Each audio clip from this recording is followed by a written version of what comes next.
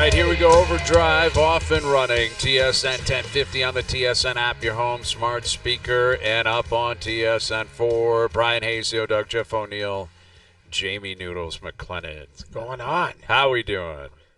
I wish I was as good as Brandon Saad, where he could just say no to $8 million just to be free.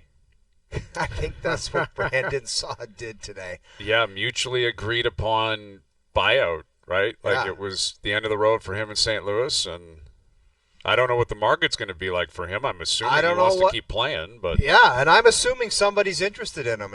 I don't know why it didn't work or where he's at, but to say no, I'm not riding the bus for 8 sheets, you must be in a pretty good spot. Well, I mean, there will be a marketplace for anybody who's a good player on a start-over contract. Like, that's really what it is. Like, like $8 million? No bueno. Is that what he was making? That seems rich. Or maybe I think it was like the rest of this year, and he was owed $5 next year. And somebody, obviously I'm not an insider, and I should have fact-checked the numbers. But somebody said that guy just said no to 8 sheets to say no to a bus. So I don't know if those are factual, but you got to have some in the tank to say I'm just not going down on that bus. Yeah, he's making like 4.5 a year and had some term on it. I find it hard to believe he would. We'll find out. We got Dregs coming up later this afternoon. Yeah. I think it'd be a mutual agreement like the Blues. I don't know if you're allowed to do that. Like, we'll let you go, but we'll pay half or whatever the cash is. I don't know, the ramifications of the CBA and all that. But at the end of the day, because it just happened. Like, it happened over the last hour, I believe. Yeah, it he became cleared official. like today, and then they had this agreement where it's like terminate the contract and you're a free I'd agent. I'd rather just not do that. I cannot be on a bus in the American League. Because I there have think been years examples ago of that. it was like Wade Redden where he Exactly. had a lot of term left, and I think he went down and played it out. He absolutely did. He was in Connecticut or whatever with the Wolf Pack or whatever. That's what it was. And he was making more money. You know why? Because he didn't have to pay escrow. So he actually made more money going to the minors than he did in the National Hockey League. Now, escrow is at a positive right now, so that's a good thing for the league. But at that time, escrow, I think, was a decent chunk. We'll call it 6% or something. He made an extra 6% on the $8 million he was making by playing in the AHL that year. Yeah. Crazy. Like, listen, it's a difficult pill to swallow, right? Yes. You guys have been there. Everyone's got an ego, especially when you're an everyday NHL player for a long time. Yep. And someone comes to you and says, now you're in your 30s, you're going to the minors where it's not the same world. It's just nowhere close to the same luxury and the same attention to detail. They're not even close. It's not even close. Unfortunately, it's not. Of course, it's not close. I mean, there's a difference between professional and not professional. But, when you're in the NHL, you're playing. If you're a rock band, you're playing stadiums. In the American League, you're playing. You're playing maybe a bar with 250 people. Cool, not bad, awesome. We'll call them carnivals. We'll call them. Or maybe you're playing festivals. some carnivals and some festivals. Yes, but in small towns, right? Not. This isn't the World's Fair, and I'm not trying to be disparaging. It's just a reality. It's a totally different lifestyle. The lifestyle is what stings, right? Hockey's hockey. You go out there, maybe you dominate. I don't know, maybe you don't. But like you guys know, in the NHL, the buffet's incredible. The staying out of 4 seasons, maybe on the road, private planes. It's very great. different. I mean, now if you play for the Marlies, it's a little bit different because they get a lot of, the Marlies get a little bit more of the NHL treatment, and you got a bunch of guys on there that are making money down there. Like, guys are on one-ways and making still the $700,000. It's not the same, though. Hayes, it's not even close to Hayes, the same. what's your financial breaking point where you would say, I'm not going down to ride the bus? What do you need in the tank? Wow. I think That's you need, what do you need, 20 million American cash in the bank? I think. I mean, and I don't know what Saad's made in his career. He's been a really good player. Oh, he's made a boatload. Do you think he's made over 50 million in his career? Yes. Yes. That's He a signed lot, man. 50 million's a lot. Well, you got to cut that in half, too. It's not like he has $50 million That's in what the I'm bank. saying. With taxes and escrow and Living. agents, and you got to live, exactly, and all that. So I don't know. Maybe you need $10 million cash. $10 million cash, American in the bank, for me to say, I'll just mutually part ways here. I'd prefer to go somewhere else. So he's made $57 million in his career. That's a lot of money.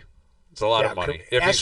So hold on, estimated career earnings. So that's if he played up the whole time and all of that. Let's round down to 50. Let's just say he's 50 in his career. $50 million American. Let's say he's had very good financial advice and he's well invested. Maybe I don't know what that's worth. Or you get 8% on your money every year, 10%. If he's really pumping it into the proper markets, maybe he's got 50, 60 million. Maybe he's got that. And he said, screw it, man, I'm not doing this. Or he'll regret it a week from now. Or he just decided because he's so emotional and he's pissed off, screw it, I'm not doing it. And then a week later he thinks, maybe I should have kept that money because that's not coming back. Right, no, Brandon Saad's not getting a $5 million contract because clearly St. Louis saw something here, Noodles, too, where they're like, we don't really want you around. You're not going to help us right now. Well, even the comments from Doug Armstrong saying, like, we're going to have somebody else try and take that spot internally. So, there was, he said, we're going to put Brandon on waivers. We've already let him and his agent know. We have somebody, I think internally they want to give an opportunity to. Mm-hmm. So, I think at 32 years old, he could probably add depth to somebody. And, again, it's a $750. What's the league minimum right now? It's $800, $850, whatever it is, like $900. We'll call it $1 million. Let's round it up to $1 million. So he's going to go play somewhere for $1 million for a team that is going to want to bring him in. Either that is injuries or depth issues. And they go, hey, we'll take a flyer. And if it doesn't work, we're going to put you on waivers and you're going back to the minors again. And we'll mutually agree. That'll be if he gets bought out, signed, and then back to then it's probably game over. But I don't know. I think a depth guy, third-line centerman, I think he could help a team. Never know. You never know. Are you sniffing around the Leafs? Is that what you're suggesting? I see him more as a winger, though, isn't he? He's a winger, like a fast. Regardless, I think he could just be a good depth player. I don't know where he's going to end up. But I would guarantee if he signs up and puts a new jersey on and they say after a week, you're going to the minors, he says, you'll never see me again. Yeah. And this league will never see me again. He had 26 goals. Yeah. He had 26 goals last year. Yes. That's pretty good. It's one of those things where maybe Monty came in there and he's just like, people get a hate on for a certain type of person. And he just said, like there's a defenseman where I think Monty just went up to Army, this Perunovic or whatever his name is. He's just like, I'm not playing that guy. And they just try to find a spot for him somewhere in the league. That's right. Yeah. I mean, Doug Armstrong's been doing a lot of that. Like Babs was like that. Babs was just... Oh, yeah. Babs, an unfortunate set of circumstances. Yeah, Frankie will tell you. Babs was just not playing Frank Corrado. Right. Yeah. Like he basically said to Lou, don't bother bringing him in here because I'm not playing him. And he got him in there, and he said, I'm not playing him. Yep. Because I think one of Babs' things when he signed that contract was the final roster, I'm doing it, and nobody's bothering me, and no one's interfering with it. Well, I think what he did is I'm playing the guys I want to. You can put them on the roster. It's kind of – I feel like Lou and Patrick Waugh are going to have that at some point here. They've already kind of been dancing around it, but that's kind of where it's heading as the coach plays the players that the GM puts in front of him, but – the coach is basically saying to the GM, don't even bother putting that guy in front of me because I'm not going to play him, so you're just wasting a roster spot. And, you heard Patrick, was that about a month ago where he was like, hey, we're working real hard with what we have, type of a backhanded comment, right? It was probably more than a backhanded comment. Direct. It was a direct rather shot. direct from Patrick Waugh that this team just doesn't have it, and I guess we'll keep trying. But, yeah, Saad's won a couple of cups. Obviously, he's on those Chicago teams in 2013 and in 2015. So the guy, he's got a lot of playoff experience. Like you said, Noodles, he's always been healthy. He's been healthy this year. Like he played 82 games last year, he had 26 goals. The year before, 19. The year before, 24. Like there's got to be something deeper here. There's got to be more to it than just we've had enough of you and you're out. And he's obviously having a down season, but the whole team is. The St. Louis Blues, they just don't have a lot of firepower. They're not a very good team. They're not a very deep team. Someone will take this guy. Like this may be more than He's not going to make a lot of money, clearly. But there will be, I would guess, a fair amount of teams that would kick tires on him, and there may be a bit of a bidding war. It's not going to get out of hand. No one's going to pay him love that one when ton a of team money, just gasses a guy. A team that's not like a cup contender gasses a guy. It's just like, who did we interview from Dallas? Duchesne. It was like Duchesne's like, see you later. Yeah. And there was a bidding war. It's just it's amazing. Of course there is, but it's like one team says no way, and a bunch of other teams are like, we got to get that guy. Got to have that guy. Have to have him. And you're right. Like, Duchesne's landed on his feet and been unbelievable. He's one of their best players points this year. Well, that's the question. Why wasn't the bidding war even more significant, right? He signed was it a 3-year deal, like $3 million a year or something? Like, they didn't give him anything down in Dallas. No. Where was the rest of the league saying this is a great play? And maybe Duchesne wanted to stay in the Central. Maybe he wanted to go to Dallas. I don't know the whole history there. Dude, when you get bought out like that, you're not looking for specific locations. You're trying to get a spot in the league. I get it, but in retrospect, clearly Barry Trotz didn't really know what he was doing. Like, let's call it what it is. Barry Trotz hasn't. You're telling me, like, Duchesne couldn't help out Nashville right now as a centerman? Like, Barry Trotz, an all-time great coach and an all-time great guy, great interview, all that kind of stuff. But as a GM, he's still got to prove that he knows that he can get it done. You know, like, look what's happened to them this year. Look at the signings they've made a lot of splash. He went in there and just decided, Duchesne, you're gone. Johansson, you're gone. Johansson, I think he got right. Duchesne, he didn't. And it doesn't mean that the contract wasn't onerous. And I understood the philosophy that they were going to try to reset and restart and take it in some different direction. But Matt Duchesne was not the issue. Clearly. I mean, the guy's a point-a-game guy still on one of the best teams in the league. Yeah. I mean, why did he have to be bought out in Nashville? Why did that have to happen? I don't know, and you make a great point. I also think that the setting for Duchesne is probably different. I think in Nashville, they were counting on him to be the guy. I think in Dallas, he happens to be one of the guys. Like, I think there's Hintz, and I think there's Robertson and some other. So he's a great player and maybe a more of a support style, top 6 guy. Where in Nashville, they were paying him to be the guy. Him and Forsberg were the guy, and I think they just needed an overhaul. Sometimes they were looking at addition by subtraction, and they felt like, I'm not privy to it. How's that worked out? Well, that was their version, Hayes. That was Nashville's version of cleaning out the right side of the dugout for the Blue Jays, where Teoscar left, Gurriel left, and then you're looking back and you're like, well, really? You needed to get rid of those guys? Look at the production. Right. So that was Nashville's version of what the Blue Jays did, where it's like, Johansson, like, he was done. So like, he wasn't the player that he was paid to be, not even close. No. But they missed on Duchesne. Like, it was a mistake, clearly. Yeah. And the thing is, too, you swing and you get Marchessault and you get Stamkos, and neither one of them have been world beaters, right? It's taken them. And you can be like the tough guy, or not the tough guy, but you can say we need a total kind of personality overhaul. But when the team keeps losing and losing, and some people are looking at you like, personality overhaul, huh? Well, what about the W's? Like, that's where probably the analytics were weighing in, saying, oh, wow, like... But analytics, they brought in some, like, skill guys, point producers, and it's been a mess in Nashville. It just hasn't worked out, exactly. No. And the reasoning may have been sound in the moment, but the fact is it hasn't worked out. And if you're Matt Duchesne and the Dallas Stars, you're ecstatic. There's a guy fell in your lap. And I don't think Brandon Saad is going to have nearly as much of an impact on his next team, but someone's going to go grab him. Philip Grubauer on waivers today up in Seattle. Remember, like, he could have been in Colorado on a long-term deal. And he took the money, which was his right in Seattle, and that was one of the first things Seattle did in the league was said, we got to give this guy money. We got to have Philip Grubauer. And, 3 years later, the guy's on waivers. Yeah, Joey Daccord is the guy. And nobody's going to take him at that. I think it was $5.85 he signed for. It's a big contract, man, for a few more years, I believe, Noodles. Yeah. I mean, it's just kind of wild that these big contracts are on waivers out of nowhere, and teams are trying to maneuver and figure out what they're going to do. This is what I'm hoping.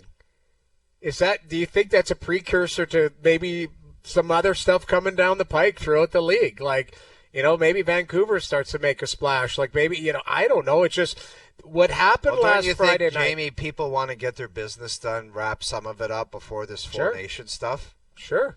Like you could treat the Four Nations like the trade deadline, going, we want to get our house in order before this all happens. You come back, it might take a week or two to get back into the groove for some of the players and all that, and that's when the trade deadline is.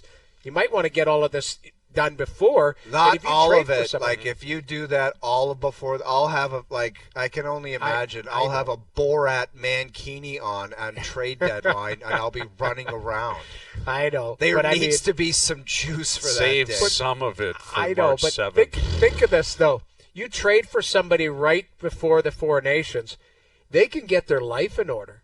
They can go find a house. They don't have to do it on the fly while they're playing the next night in a different city. And if they have a family, like, they can actually take 2 weeks to get acclimated in their new city, practice with the guys, get to know them before you actually have to jump into a game. I would argue that if I'm trading for somebody that is impactful and I want them to be there the rest of this year and maybe, with some term, you do it right into this Four Nations where they can actually get acclimated into their environment. Yeah, I hear you. That sounds all good, but the guy's got a trip booked already, and he's like, now what am I supposed to do? You could still do the trip. You could still, because you're coming back and not playing. I don't know. Can you get a house? Can you get the kids in school? Can you do all that with it screams. Remember the Matt Sundin issue in Vancouver they had, where yes, I remember it. He went out there, and then after the first week, there was All-Star break, and people were pissed that he didn't stay and skate in Vancouver. Right. He went to Whistler. He was up there carving up Whistler and having a great time, and people were like, maybe you want to get in shape, dude. And he's like, hey, listen, it just so happened. I'm a veteran. This is what I'm doing. And I hear what you're saying, Noodles. It makes sense. I just can picture the mentality of the player being like, what am I supposed to do now? The GM has called me in. He said the owner wants to have lunch. I'm supposed to be in Mexico. I don't want to go there right now. I guess I'll cancel my trip. There was a defenseman. I think it might have been, I don't want to speak out of school, but I think Malakoff was injured in Montreal. Oh, yeah, he was. Yeah. I know this story. We all know this story. People were spotted at Mount Tremblant. Tremblant, dude. This guy was Harry and Lloyd up there in an orange one-piece suit. Yes. Carving just loving life. Vladimir Malakoff and Ludmila, his wife, who's the supermodel, they're flying around up there, not a care in the world. He's got a bad knee. He's on the slopes flying around. And then the other one, the Montreal media got involved. Remember he bought this $50,000 watch in New York City, and Customs was waiting for him when he got back to Montreal. And I don't know how he got it through. Because he publicized it, I think, right? Yes, he's flapping around with this big watch, and they made a big deal about it and all that. And they're like, hey, you got to pay duty on that, buddy. That's right. You're bringing anything to declare? No, not really. No, I'm good. I'm really? good. You just did an interview about your $50,000 watch. Yeah, it just there was crazy, man. I played with him. I think I played a couple of years with him. He may have said 5 words to me. He barely spoke English. Just doing his own thing. Man, oh man, was he a good player, though. Oh, I love those stories. I love those stories about guys. Because you see the most recent one over in Europe with the Costa Rican drug kingpin who the cops caught him because his wife was posting on Instagram. She was posting pictures from their balcony, and the cops just came and knocked on the door and said, hey, you're going to be coming with us now. We've been looking for you, and you can thank your wife and her public account for posting pictures with that landmark right behind her. Yeah. Like him, you can see him in the mirror in the background. Right, he's taking the picture. She's like, here, get a picture with the Eiffel Tower in the background. They're like, okay, this guy's in Paris. We'll just go grab him. It's crazy. Yeah. The amount of stuff that happens because of social media or because you just start talking. Yeah. And next thing you know, it burns you. But anyway, we've got a game tonight in town. It feels like the Leafs haven't played in forever. And they've got tonight. Then they're in Edmonton on Saturday. And they're going to have a lot of road games coming up. Tonight's a big game because, Minnesota hasn't been playing great. We talked about it yesterday. Kaprizov's not in the lineup. He's had surgery. He's out.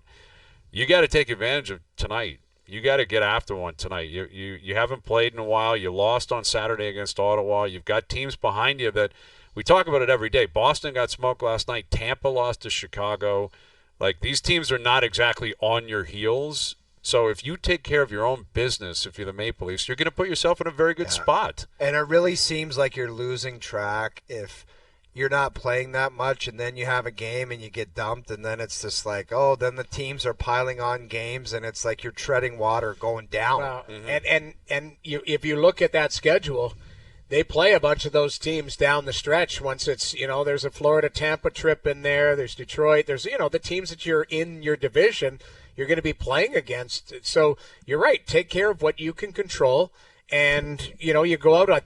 Is tonight their 30th home game? So they would have 11 more after tonight, I believe. Yeah, they've got a lopsided road schedule the rest of the way. Yeah, home game number 30. I'm looking at it right now. They're 11-8-2 on the road, 19-10-0 at home right now. So this is their 30th home game. So you've got 11 home games the rest of the season.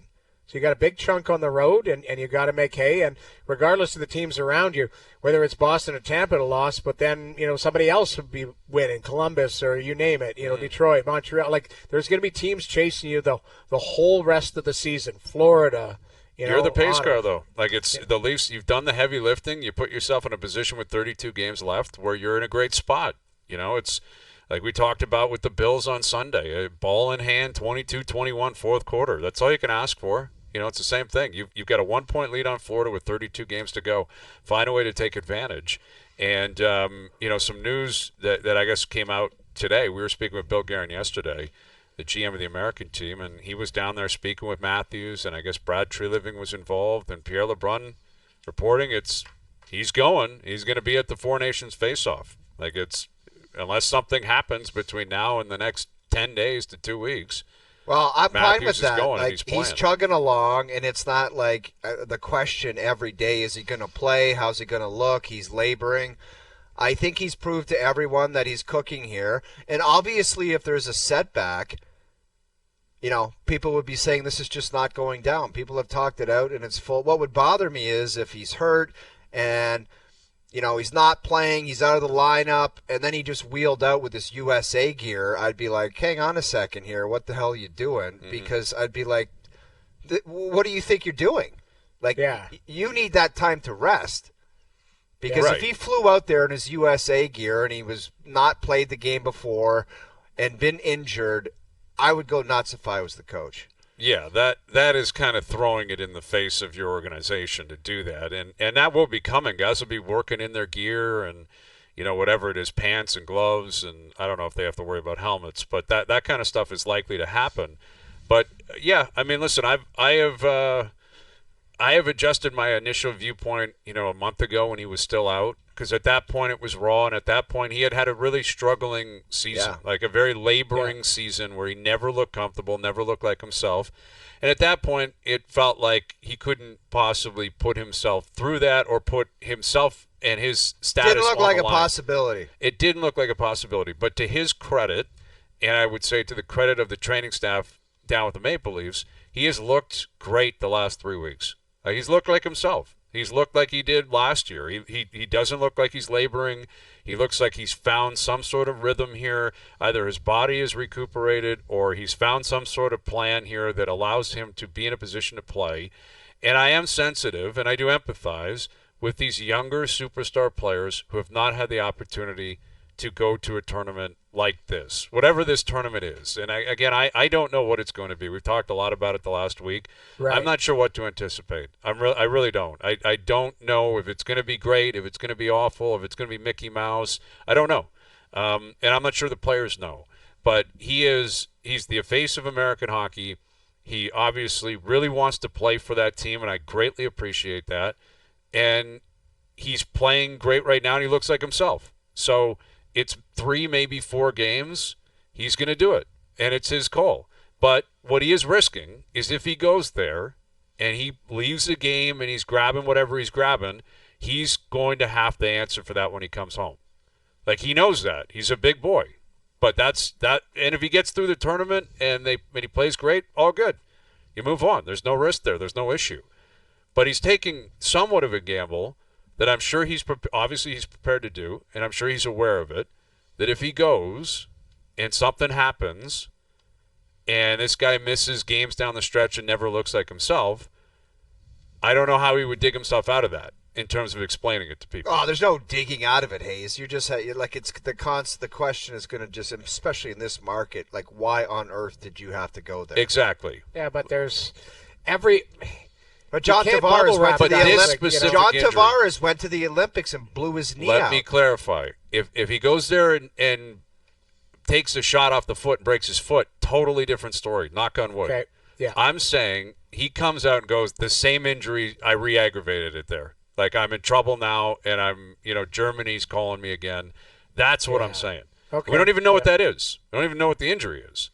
But if he re-aggravates that again at this tournament, then people are going to go crazy in this city. I mean, people are going to go nuts, and that's just the reality. And they're going to cite Alex Pietrangelo, and he didn't want to go or he didn't have to. Pietrangelo played 23 minutes again last night. Just keeps chugging along, doing his thing. But if it's a different injury, totally different story. You can't bubble wrap everybody. But if it's the exact same one that gets re-aggravated, that's going to be impossible for him to explain. It'll be tough. That's just a fact. Pietrangelo, I think, explained I think he spoke on it and just said, "This is my he said viewpoint." It's something nagging. I got to take care of. Yeah, it. come on, guys. Yeah. I'm not. Come on. He played 23 minutes. He's played 47 minutes in the last 3 days of NHL professional hockey against Florida and Dallas. Joe from the bridge has this sound. Do you want to hear it? Let's hear it. You want to hear it? Let's hear it. I want Hazy to athlete speak what this means. Yeah, let's hear Go ahead, Pietrangelo after the game. Yeah. Go ahead. It wasn't just like an immediate decision. It's just been dealing with something for a while now, and I just think in my head and talking with the team and the doctors, it gives me the best chance to stay on the ice healthy, especially in the second half of the year. I mean, you have 9 days. There was 9 days off, and then if I need to take more days before the first game after the break, I mean that's a long period of time to get some rest to kind of get rid of what I'm dealing with. How hard was it for you ultimately? It sucks. I mean, representing your country's an honor. I mean, right? Like my kids were excited and my wife was excited, but it is what it is. I mean, sometimes you got to make tough decisions. Yeah. Okay. So that's him saying, I'm putting the Vegas Golden Knights in front of the tournament. How else do you read it? It's very simple. I admire it greatly. Don't get me wrong. I'm not yelling and screaming at Pietrangelo. I'm just calling a spade a spade. I think he looked at this tournament and said, no thanks. I need some rest. I want to be on my best and available for my team to chase the Stanley Cup. So and I don't think there's any quiet. Like, guys get treatment all the time, and there is something there where he's like, I'm going to take that time to make sure this is 100%. Sure. And I respect the guy's decision. Like he's allowed, of course. He's a great player, great Canadian, but he's doing it for the benefit of the Vegas Golden Knights. That's 100%, why he's doing it. 100%, and that's what you said, Brian. Right, and that's the difference, Noodles. If it's the Olympics, I believe he'd put Canada before the Vegas Golden Knights. Personally, I believe he would. Maybe. Yeah. I mean, it is. I know you say, but this tournament doesn't mean anything. Like, it's four countries. I'm sorry. It's not even the best on best because Russia's not in it, and our Draisaitl's not in it. He could win the Hart this year. Like I've said this all before. People get mad at me for saying it. It's 4 good countries playing against each other. That's what it is. Yeah. It's not best on best because the best isn't playing. There's some of them are, but not the rest of them. A lot of the best are playing, but not all the best. Right. Yes. 90% of the best are playing. Okay. Jonas Siegel coming up. Jonas is going to give us his A game in terms of preparing for this game tonight. We got to ask him about Vasilevskiy. We'll get to that take from last week now that Noodles is here. Just get him to explain where he stands on Vasilevskiy. Yeah, he's not going to win that argument. Also not going to be in the tournament, of course. And we got Jerry coming up in an hour. Jerry's percentages. OverDrive continues. TSN 1050 and on TSN 4. All right, Jared's percentages in an hour. OverDrive continues, powered by FanDuel, bringing you everything from the opening line to the final score. Leafs Wild tonight. Raptors in Washington. They're a 5.5-point favorite on the road. That is uncharted territory for this Raptors team. But yeah, the Leafs are in action, and they're starting to get some guys back. Pacioretty has been activated. He'll go tonight. Matthew Nyes has been placed on the IR, but it's retroactive. Feels like Nyes is close to a return. Tavares close to a return. And here's our good friend Jonas Siegel of The Athletic. What do you make of all the news at Skate today, Jonas, and what are you preparing for in terms of possible adds to the lineup as of Saturday night in Edmonton? I don't know if it'll be that soon. Like, you never know with injuries with this team. Like, when they say, like, it'll be close, it could be, like, another week. Like, Tavares, like, still needs to get into a practice. Like, he skated with the team, but he hasn't practiced with the team. And I think the next practice will be Friday in Edmonton. So, like, is he going to turn around and play Saturday? Like, maybe. But Pacioretty, like, I'm interested to see just because they need something. Like, they're I don't know, like, you don't want to overreact, but they're missing a little something in that bottom six and could use him kind of getting back to where he was. There was, like, it wasn't a long stretch, but that stretch when he was playing with Tavares and Nylander where he was giving them something. He was physical. He was providing some offense. I know from talking to him, he thinks he can be more offensive than he's been. Like, I don't think the production is where he thinks it can be.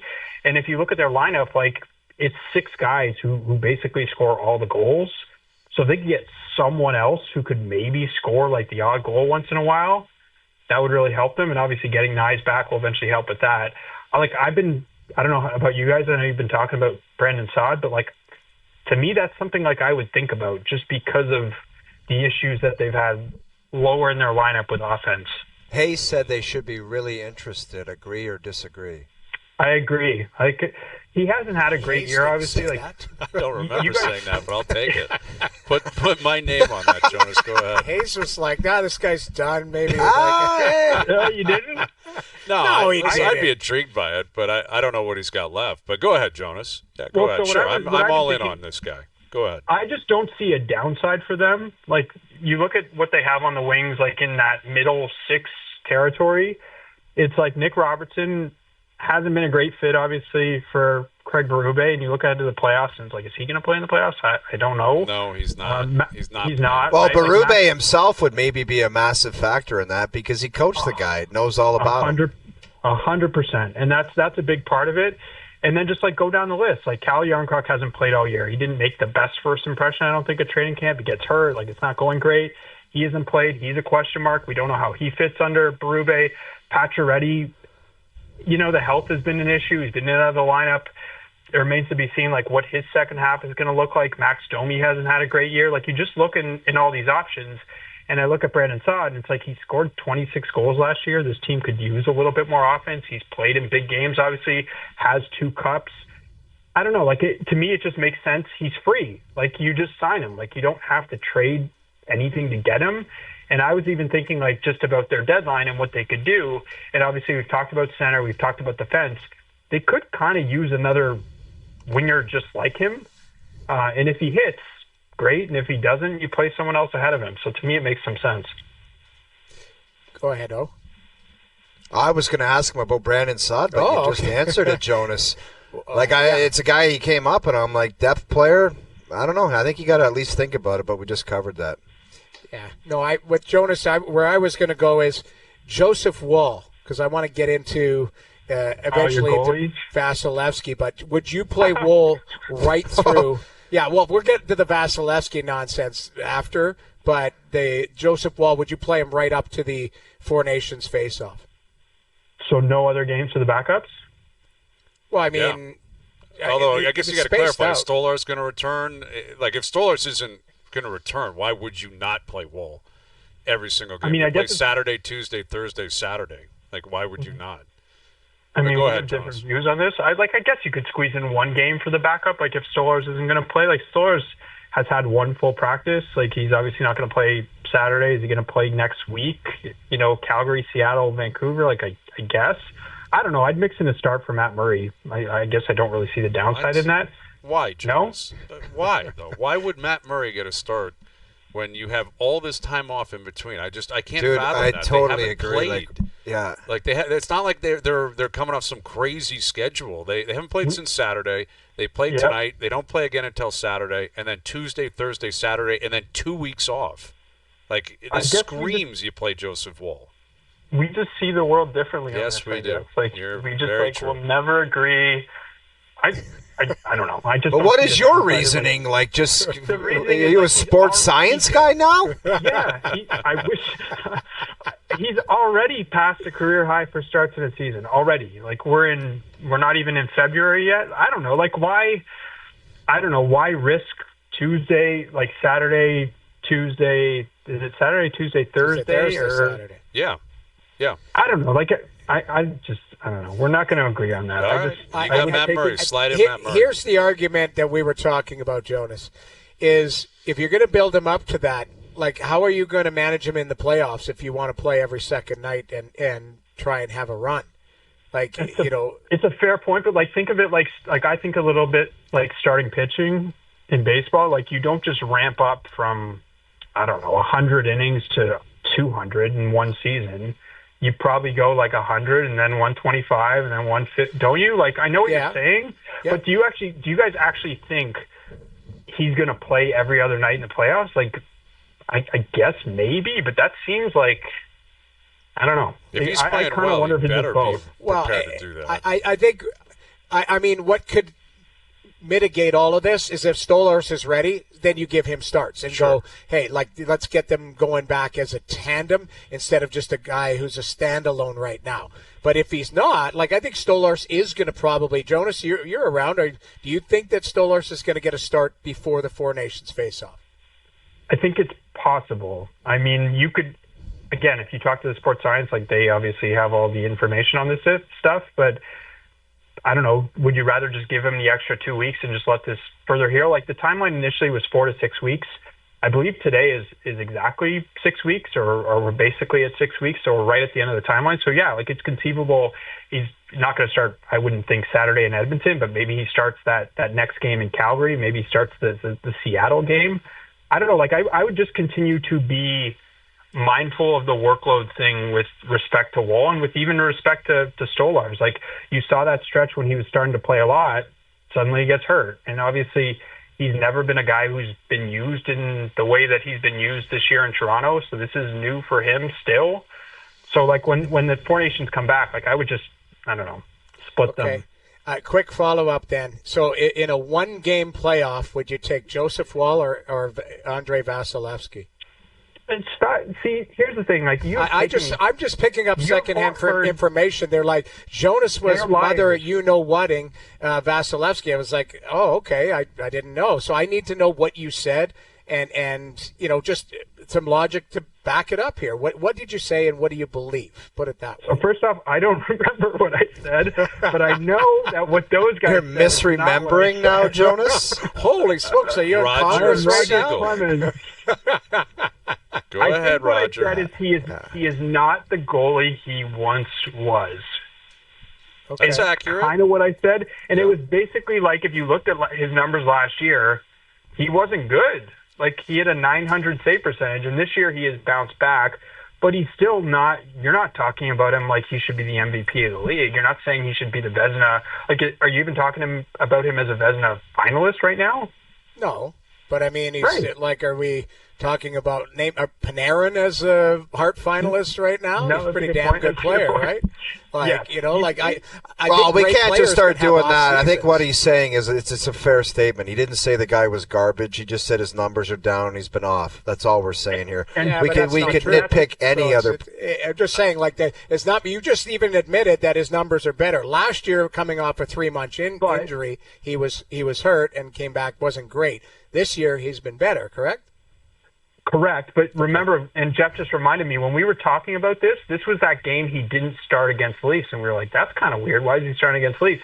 And then you remember the recent games he's played against Toronto. He's not been very good. And so I think that's how we got into the conversation. It's like, why is he suddenly like giving up all these goals to the Leafs? And then you look at his numbers last year. I don't know. Jeff made the point. He's not.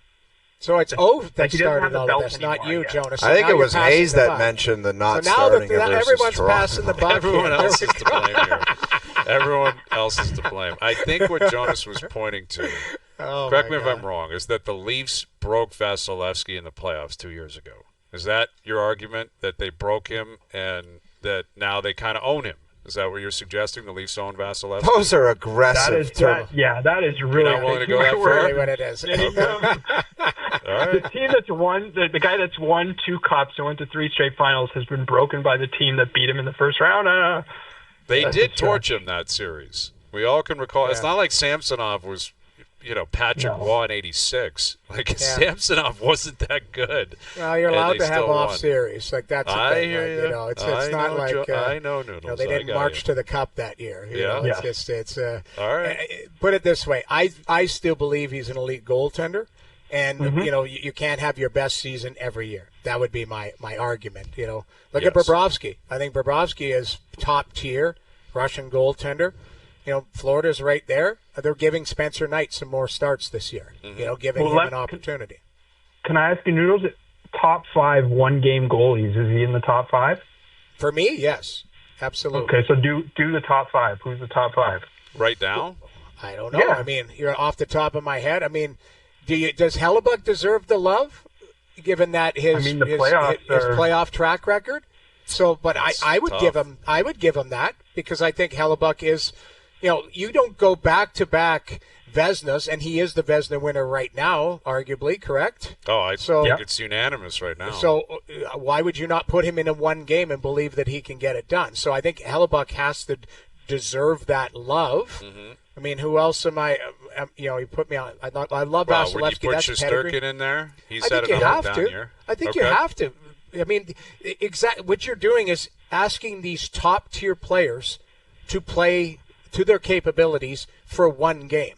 I think that's really what you're looking at. Mm-hmm. So I mean, really, who are the best goalies in the league? That's what I would go in a one game scenario. Yeah, like that's kind so of you're what probably talking Hellebuck, Shesterkin, I guess Vasilevskiy, Bobrovsky. I'll say one thing about all those guys we're talking about. If they were going through a Western Canada and had breaks between every game, they would play every game. They're playing 100%. Oh, yeah. They would, unless they had a big night at the Roxy or Cowboys or something like that. They're like, we got to give this guy a night off. Maybe. But I would, maybe. Even then, they might play guilty and play well. Yeah, you're right. All right, Jonas. I don't know what we've established here, but I like it. I like where we're at, and we're pointing fingers, and everyone else is guilty. Well, yeah, I love it how it's just Jonas is like, well, this was actually that's actually Hayes. It's like, oh my God, like. All right. We all love Vasilevskiy. Jonas, who are the Blue Jays going to sign that you're going to be happy with? You mean who are they not going to sign and then say that they were close? That's the next step, right? That's what's coming. Pete Alonso back to the Mets, and the Jays were right there. He desperately wanted to sign in Toronto. He just couldn't pull the trigger on it. Yeah. You can feel it. You can see it coming. All right, Jonas, we'll catch you again soon. Thank you for this. Later, fellas. There's Jonas Siegel of The Athletic. Corey Schneider coming up in 20 minutes. We've got Jerry still to come as well, Darren Dreger, and Leafs and Raptors both in action. And the AT&T at Pebble Beach starting tomorrow. We got to do some picks today, man. We got to do some picks. We have to start doing some picks. Yeah, do you think Scotty Scheffler's like prime Tiger as far as a pick? I don't think he's winning this week. First week back on after the surgery. Tiger Woods was the same thing. That guy would be gone for like 6 months and then just wheel to a tournament and win. Yeah. Listen, he's coming up in the picks. It's a matter, is he a first overall pick for you? Is he the first overall pick lock? Scheffler. How are we going to decide who was going to do that? Doogie will figure that out. Doogie or Noodles can flip a coin. Yeah, I'll do that. Noodles will flip a coin. Okay, that's still to come as well. Overdrive continues. TSN 1050 and on TSN 4. All right, we sent Al's brother out in the city with a pair of Leaf tickets, and you have to guess where he's hiding for your chance to win them. Here is the third of 4 clues this week. Hey, Overdrive fans, it's Wednesday, and I'm here to get you one step closer to finding out where is Al's brother, get you those Leafs and Canes tickets on February 22nd. Here is your Wednesday clue. Now, there are a lot of rinks in the GTA, so this clue should get you one step closer to narrowing it down. I'm hanging out in the Junction neighborhood. Okay, Al's brother at an old school rink somewhere in the Junction area of the city. I live near the Junction, and I have no idea what the hell he's talking about. Yeah, I know where he is, and I never thought of the Junction when I thought of this rink. I know where he is. So he's butchered the clues. Well, not necessarily. I mean, it is that end of the city. It's the west end of the city. But anyway, it doesn't matter. You'll listen. We're giving away tickets, right? You got to throw but people off every once in a while. Are people going to get it, though? That's the thing, Hayes. You know where it is, and his clue doesn't make sense to you.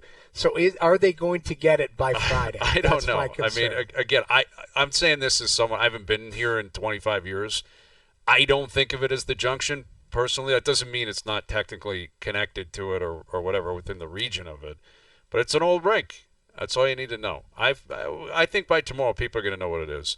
And tune in tomorrow for another clue. The first caller through on Friday with the correct location wins a pair of tickets to see the Leafs take on the Hurricanes February 22nd. Find Al's Brother is brought to you by McAlpine Ford in Aurora, our family, the Ford family, and you.